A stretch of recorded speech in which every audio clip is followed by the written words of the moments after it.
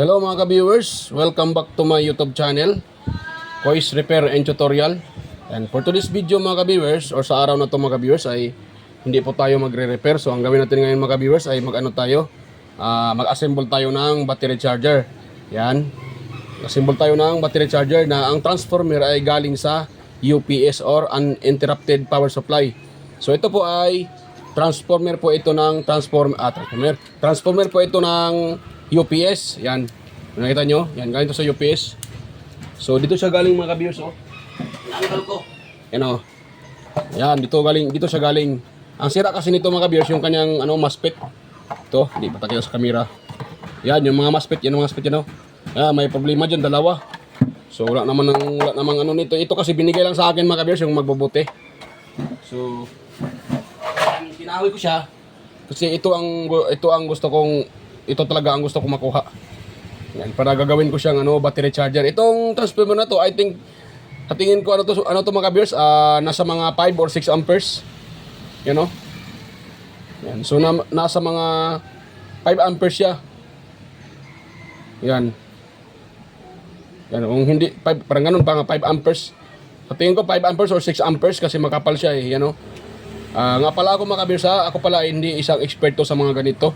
So mayroon lang tayong kunting alam tungkol sa mga ganito, kung paano siya gagawing battery charger. Ayan. Yan mga ka-viewers, pero bago pa yan, bago pa tayo mag-start mga ka-viewers, kung bago ka lang sa aking channel at napadaan lang, so wag mong kalimutang mag-like, mag-share at higit sa lahat mag-subscribe mga ka-viewers, at pakipindot na rin yung bell button sa taas at pakilagay sa all para palagi kayong updated sa mga video tuwing ako ay nag-upload or ma-notify kayo. So yan, start tayo. So ang tanong, paano ba ito gawing battery charger? Yan. So ganito mga ka-viewers, makikita nyo, itong malaking dalawang wire, ito yung kanyang output. So ito namang apat na to, ito yung input din. So hahanapin pa natin kung saan dito ang input sa 220. Yan. Ang tanong, pangalawang tanong, paano naman natin to hahanapin ang kanyang input? So sa paraan ng mga ka-viewers, sa pagitan ng tester, hahanapin natin dyan. Ang technique dyan mga ka-viewers, para makuha natin yung kanyang pinaka-input, so natin mga ka-viewers, hahanapin natin yung pinakataas na reading. Yan, hanapin natin yung pinakamataas na reading. Yan, o, kita yan, hanapin natin dito yung pinakamataas na reading. Yan, lagyan natin kahit sa buzzer, pwede lang. Kasi mababa lang naman nito. Dito sa buzzer. Yun, buzzer. Yan, o. Hindi kita yung tester. Yan. Parang hindi kita yung tester, Yun, yan na yan. So, hanapin natin dyan yung pinakamataas na reading. Ito yung apat na wire. Yan, yung pinakamataas mga ka-viewers, hanapin natin. So, ngayon, dito tayo itong wire na to, green, at saka dito. Yan, may nakuha tayong 0.2, 2.8. Yan. Yan, 2.8 ohms. Ngayon, dito naman tayo sa yellow at saka blue.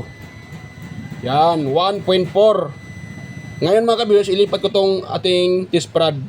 Ito tayo sa black. Sa black, yan, end to end end to end, may nakuha tayong 15.9 ohms. Ngayon, ilipat ko naman itong black na test prod dito sa blue. Yan. So 14.4 ohms. Ito naman sa green. Yan, 17. So sa green mga ka-viewers, nakakuha tayo ng 17 ohms. Ngayon, dahil dito 17 at dito 14 at dito naman 15, so automatic yan, itong green at saka black, matic yan na yan ang ating input. Yan po ang para sa 220. Dahil siya ang pinakamataas. Yan, ganun lang mga ka-viewers ang pag-trace kung paano natin hanapin yung input para sa 220 kasi maraming wire siya eh. Maraming wire, apat. So yan, yung pinakamataas, yan po ang gawin nating input. Yan, kung nakita nyo. Yan. So yan po ang gawin nating input. Yung 17 ohms. Yan. So 17 ohms. Yan po mga ka-viewers. So ganun lang ang pag-trace mga ka-viewers. So, ganun lang ang paghanap mga ka-viewers ng kung saan ang input sa apat na wire na to. So, yan. So, ngayon, bago natin to, ano mga ka-viewers, nakita natin yung pinakamataas na reading. So, yung black at saka green, siya po ang 17 ohm. So, puputulin natin siya mga ka-viewers. Dahil dito tayo magtatap. Yan, puputulin natin to. Yan. Tsaka yan. Itong dalawa, wala na to siya mga ka-viewers. Gano'n lang natin yan. Okay, pero huwag nyo basta-basta hawakan mga ka-viewers pag naka-plug itong input, itong dalawang wire. Kasi naglalabas siya ng 220 din yan mga ka-viewers. So maglalabas din yan ng easy. So malakas din yan, huwag yung hawakan. So kailangan i-tape nyo lang siya para safety. Ganun no, tapos i-tape siya. Para safety lang mga ka-viewers. So na yung tape ko dito. So ito lang muna lagay ko itong tape na to. Para para safety lang tayo mga ka-viewers kasi hindi natin yan. Yan, i-tape nyo siya para safety. Naglalabas din yan ng mataas na voltahe at easy ang lumalabas dyan. Kaya huwag kayo basta-bastang hawakan nyo dyan. Tapos itong naka-input, itong dalawa, nako, makurinti kayo dyan mga ka-viewers. Yan. Pero hindi yan yung kaya nga dalawa lang kinuha natin kasi dalawa lang yung kailangan natin. 0 at saka 220. Yan.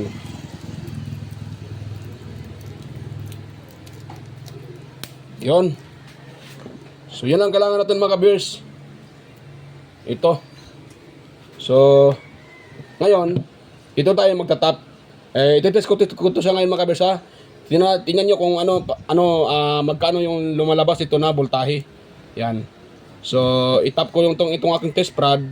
Yan. Sa dalawang to. Ako, pata. Yan. Ganoon ko yan.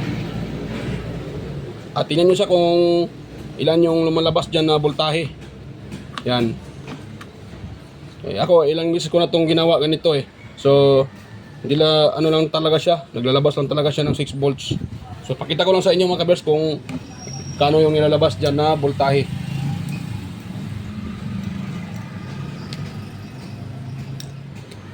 Yan, ay, naputol pa. Ako. Yan, tapos ito sa itim. Ako. Hirap Yun. So yung wire natin, yun? Ito yung gagamitin natin. Ito. So yan, mayroon tayong wire. Ito yung gagamitin natin para pang input sa 220.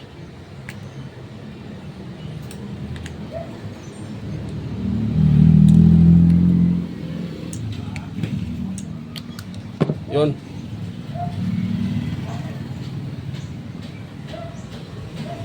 Ganun lang kasimple mga ka-viewers. Nga pala mga ka-viewers, lagyan pa natin ng fuse para safety.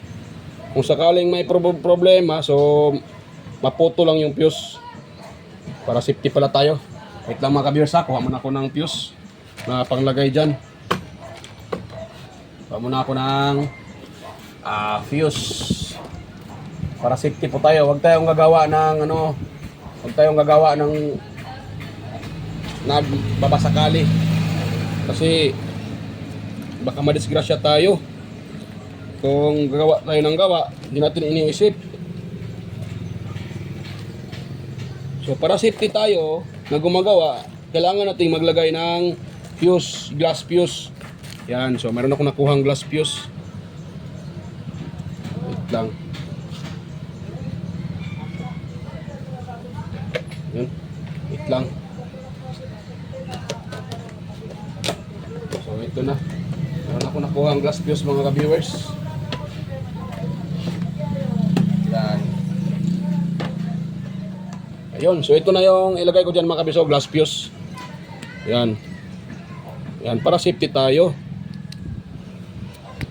Pero bago natin ilagay itong glass fuse na to, check muna natin kung okay ba to. Ayan. Okay siya mga ka-viewers. At nakalagay dito, ilang ampere to nakalagay dito. 3 amperes. Yan, itong ilagay natin. Para safety tayo mga viewers. Yan. Uy, maluwag. Ako, maluwag. Maluwag ah. Hihilain natin tong kanyang pinakaano. Kaya pala lumusot pala yung ano, kaya maluwag.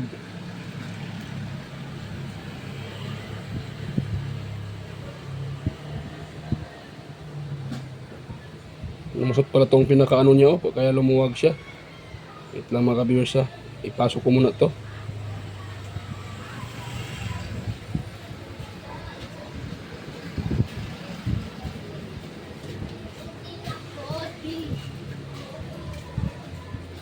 Kagawang to ah. Ba't ito lang lumusot? Ayun. So napasok na yung spring. Tapos lagay natin to. Okay na. Tapos natin kung sakali kung mayroon ba wag na mag-ano naman siya. Oh. So ngayon, bago ko to itap dito mga kabirsa, yung isang linya, itong dalawa, di ba? Dalawa to, line 1 saka line 2. So dito tayo magtatap sa isang linya ng fuse. Yan. So, dito tayo magtatap sa isang linya para mayroon tayong safety. Yung aking ano, panglagay dyan para tayo ay safety. Yan, so ito ang ilagay ko dyan. Putulin ko lang siya ng 1, 2, 3. Tatlo ba? Tatlo, tama. Para safety tayo mga ka-viewers. Ganun lang. Tapos dito din sa isa.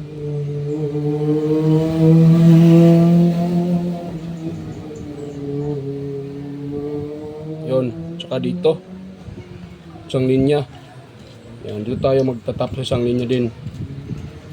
Yan.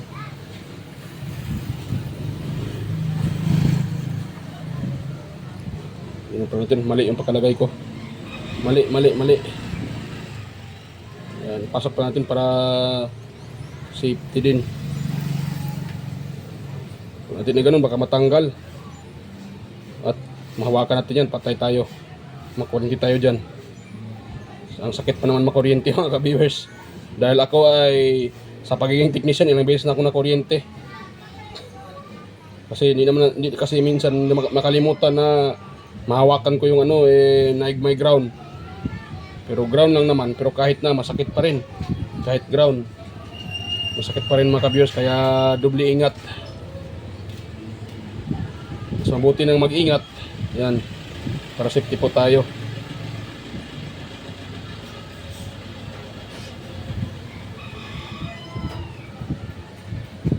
Yan, tsaka itong isa.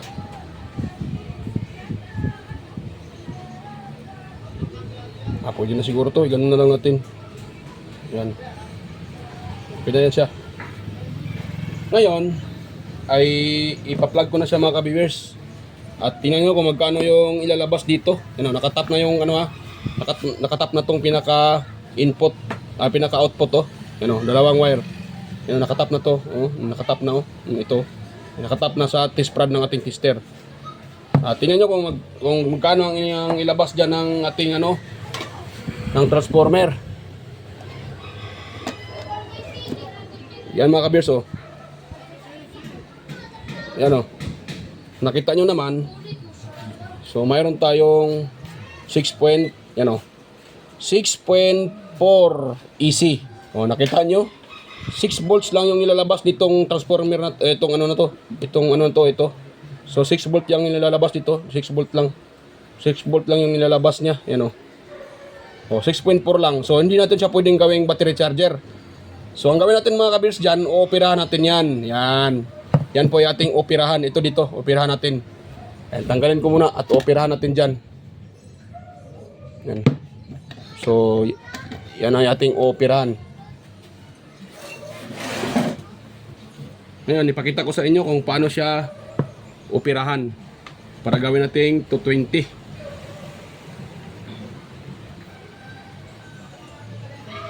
Yan. So, ito ay i-open ko muna mga kabers ha. Hindi ko na mapakita sa inyo pag-open para hindi tayo matagalan.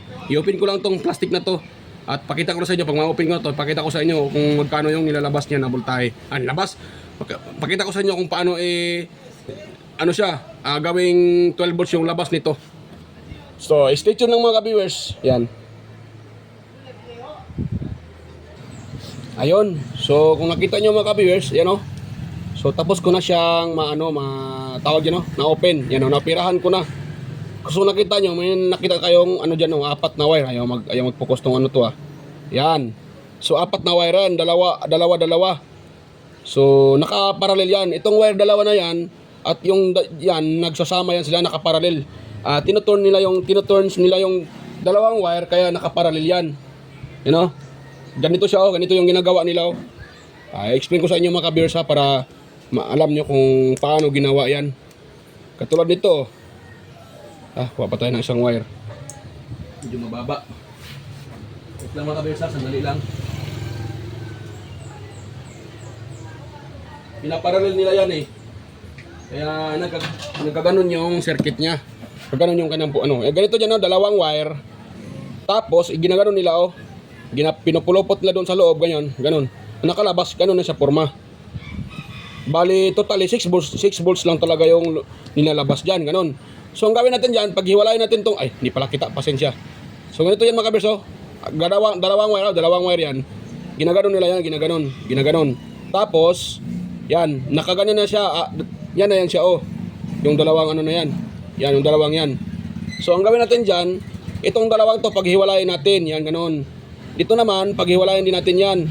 Ngayon, ito kung iyan magkakunik yan. So ang gawin natin diyan, itong pati ito, yan, iganyan natin. So iganyan natin siya. Yan. Di ba ganyan? So ganyan natin. Itong ayan na, mag-ano pa ako So ito, pagsamahin natin yan. Tapos, itong isang linya, ganun yan siya. Yan. So ganun yan mga kabers So ang tawag dyan is series, naka-series na yung dalawang wire. Para tataas yung kanyang pinaka-amperes. Pinaka-amperes, voltahe na nilalabas. Yun. Yan, ganito yung gawin mga kabers Ikat ko muna mga ka-viewers Kuha muna ako ng cutter. Yan, ikat natin mga ka-viewers. At ganon ko muna siya. Ganon. Para kitang kita. Yan. Tapos paghihiwalayin natin dyan yung mga wire na yan. Ito. So ito, ikat natin sa gitna para maghiwalayan sila. Yan. Matigas Yan.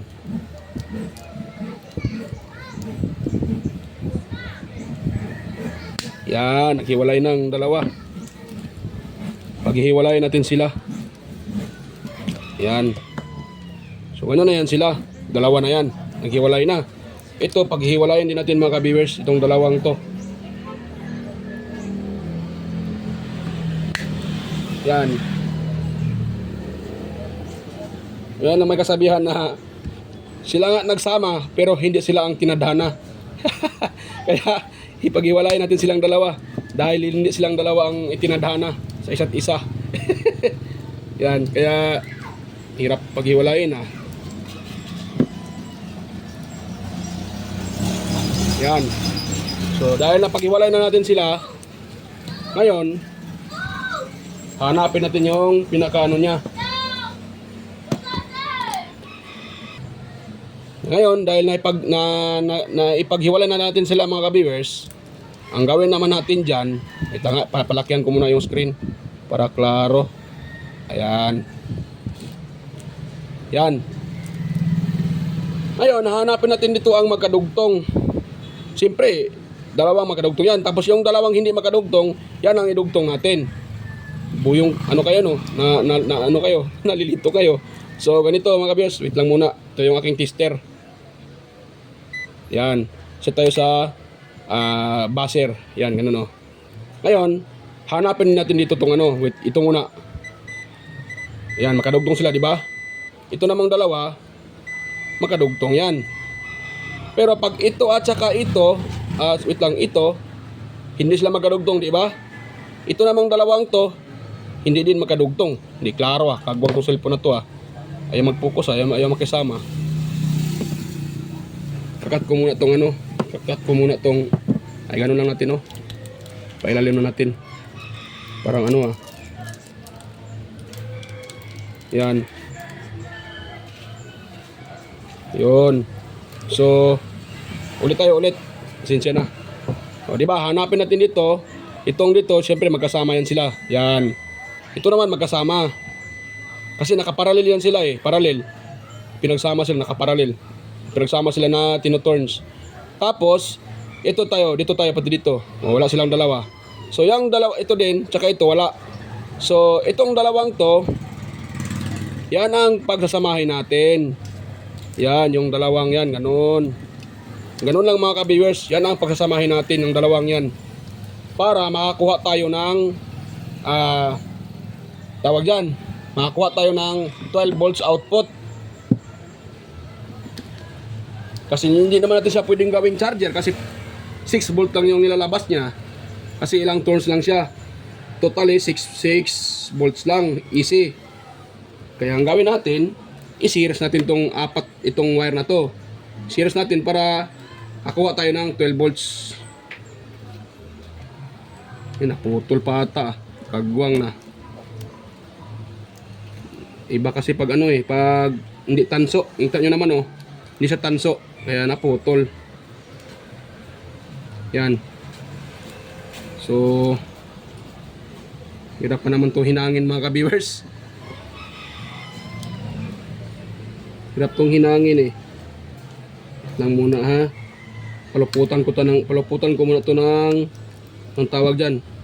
Paluputan ko siya ng magnetic wire na tanso para mahinang natin yan. Kasi pag hindi natin yan puluputan ng tanso na wire, hindi natin siya pwedeng mahinang.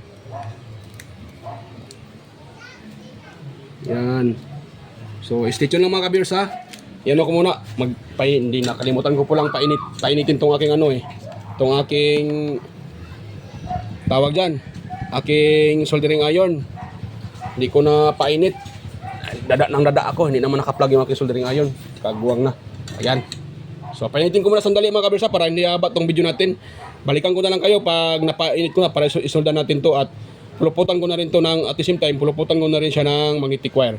So, stay tuned lang mga ka-viewers. Ayan, mainit na yung aking soldering iron mga ka-viewers. At kung nakita nyo, yan napaluputan ko na siya ng wire sa gitna.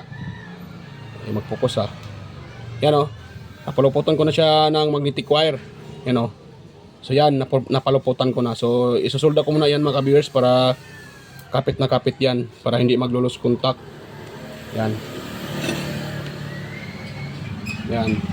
So susolda na natin siya mga ka-viewers para yan. Para kakapit din yan. Kaya ang purpose niyan para kumapit yung soldering lead natin. Kasi pag hindi natin puluputan yan, hindi talaga kakapitan yan. Kasi hindi naman siya ang tawag dyan. Hindi siya tanso.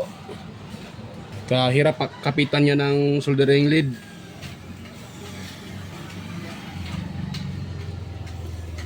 Yan.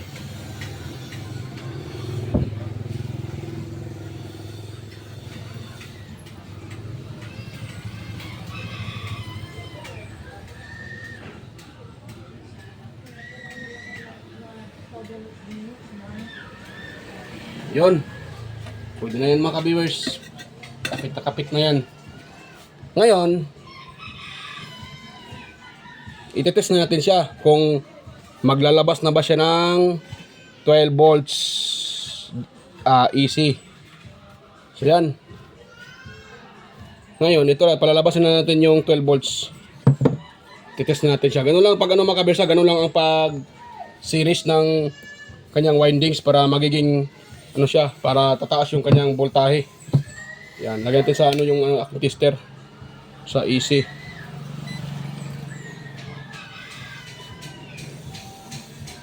Yan. Ito yung aking Yan. Ngayon, ipa-plug ko na siya mga ka-viewers. Tingnan nyo kung lalabas na ba siya ng 12 volts. Yan, para makita nyo rin kung totoo ba yung sinasabi ko. Yan, so naka-plug na yan siya. Naka-plug na yan siya. Naka-plug na yung dalawa yan mga viewers. Naka-plug na yan. So yan, i-test natin itong output niya. Kung meron ba tayo makakuha dito na 12 volts. Ayan o, 12.8. Ayan mga viewers o. Tumpak yung nakuha natin yan o. Itaas ko muna to. Pati ito, itaas ko muna. Pero kung ano naman kami sa para safety, wag niyo basta-basta hawakan yan. Kasi ano naman yan, easy. Kapag hindi naman siya malakas, ano naman siya, pero para safety, wag niyo lang hawakan.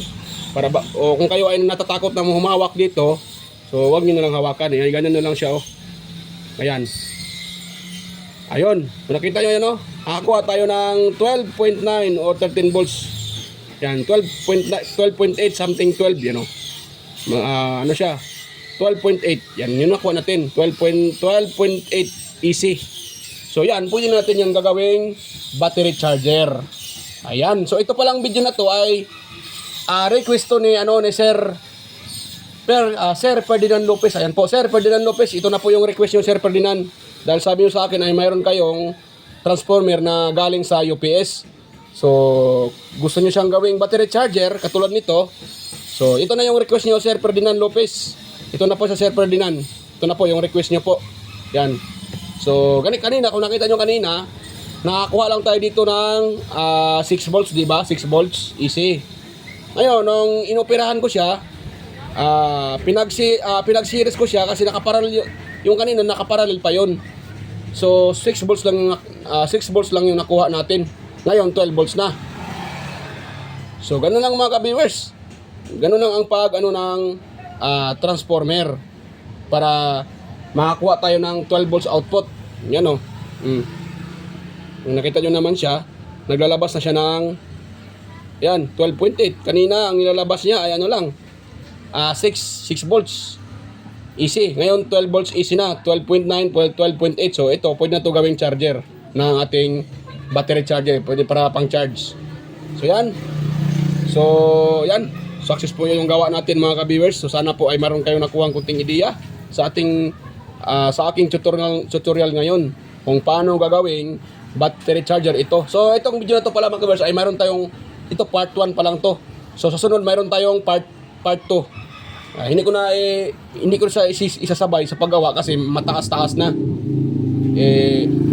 Para hindi masyadong mahaba ang video, gawin ko na lang siyang part 2. So sa part 2, ito na. Lagyan ko na to ng diode at saka kapasitor para gagawin nating battery charger. Ayan mga ka-viewers. So, 'di ba success yung gawa natin. Yung DIY na inano ko ngayon. So, yan. So, sa Sir Ferdinand Lopez, ito na po, sir.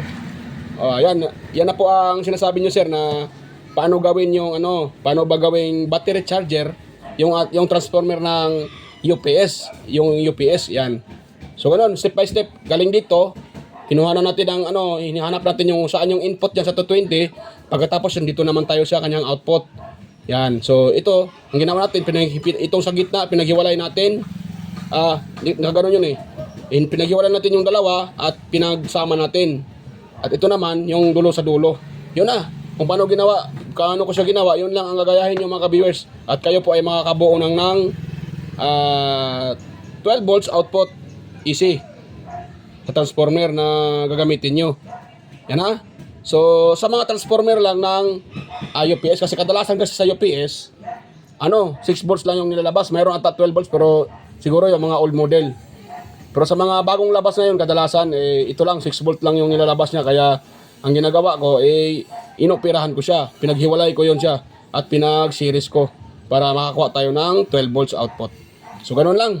So, mga ka-viewers, bago pa tayo magtapos, salamat pala sa inyo at mega love shoutout sa inyo mga ka-viewers. Sa mga patuloy yung sumusuporta sa ating video. Sa mga nanonood sa ating upload at sumusuporta. Yan, mega love shoutout po sa organic viewers dyan. Unique viewers sa mga subscribers ko dyan, ayan. So silent viewers dyan, ayan. Mega love shoutout po sa inyong lahat at salamat po sa inyong patuloy panonood at pagsuporta sa aking mga video. So yan. So, mega lagod shoutout po sa inyo. At ganun din sa aking mga kasamahan sa, ganun din pala sa aking nagiging kaibigan na nagsumusuport at palaging nagko-comment sa aking mga video. Yan, mega love shoutout po. Sir, tawag dyan. Sana yun. Si Sir, nagtulog na, nalupad na. Nawala ata. Saan ko na yun nailagay? Ito pala. So, mega love shoutout, Sir. Randy Trinidad. Ayan, mega love shoutout po. Mega loud shoutout si Randy Trinidad. Sir John Santiano, Sir Alex Paroni. Ayan, Sir Toxic Gaming, Ryan De Leon, Sir Florendo Isidro, si John Mercado Jr., Meridel, Sir Manuel Mahadocon, Sir Ferdinand Lopez. Ayan, mega love shoutout sa iyo, Sir. At ito na yung request nyo sa akin, Sir, kung paano gagawing battery charger yung transformer ng UPS or uninterrupted power supply. So yun na yun ang demo ko ngayon, sir. Napalabas ko na dito yung 12 volts. So yan. At kay Inmar Dison, Edgardo Jr. Dato Talavera, Edgar Macam, at Sir Vicente Biboso Bandiquillo. So yan, may shout out po. At sa mga kaibigan ko rin sa YT na sina si Andy Tech, Andy Rabino, TV Tech, Inting Butingting, Andy Rabino to, Maya Vlogs, Tire Teacher, Studio Tech, Ricardo Bernardo, Fix and Review, Yoda Tech TV, John P. Technician, Rodolfo Studio, or Tech TV Official, Yoyong's Repair and Tutorial, Tactic PH Official, Tons Bahay Vlog, Jimenez Iban Vlog, Pelam Country Living, GeoJust TV, White Ferry, Porsche TV, Bullet Train Channel, GeoJ Channel, Soktek TV, Kere Mendoza Vlogger, Chris Perez Vlog, Rowell San Andres, EdgeTech TV, International Truckers, GFC TV, Cebuanang Amaw, Jos Electrical Vlogs, Rod Choy Fishing Adventure, Jos Electrical Vlogs, Amigos Amigas, Jan Ingracia, Chona Incabo, Leotech, DJS Channel, Tiger Said, Inday Test TV, si Idol Lex TV Official, Jeros Flores Mix Vlog, The Bolton Channel, Life in Japan Countryside, Denlens TV, Maskarang Vlogger Kuno, Lock the Great, Aling Peps, Marco Francis 713 Mix Vlog, Poddy the Expert, Just Dado Vlog, Lovely Mod Forever, AQC TV, Kisnel Channel, 3M Vlog, Unanimous, Jinky Inok Vlog, JW Jingward, Teacher Tube Dots, PH, Tikangkang, Bitoy Malana, Darwin Tech, Farmer Boy TV, Roger Cedric. Ayan, mega love shout out sa iyo, Sir Roger Cedric, DJ Disco Hunter. Ayan, so ito na po. Salamat po sa inyong lahat at salamat sa inyong sa mga manonood pa lang. Ayan, salamat po, salamat at sa suporta niyo sa aking aking channel at upload. So ayan. So yan mga viewers, okay na po. So kung nakita niyo naman, nakakuha tayo ng 12 volts na sa final. Kanina 6 volts lang. Ngayon ayun, ata tinanggal ko pala yung saksakan, kaya pala ayun so 12 volts. So yan, okay na mga ka-viewers. So mga ka-viewers, kita tayo ulit sa aking next na video. So yan, bye bye mga ka-viewers. So yan, bye bye po.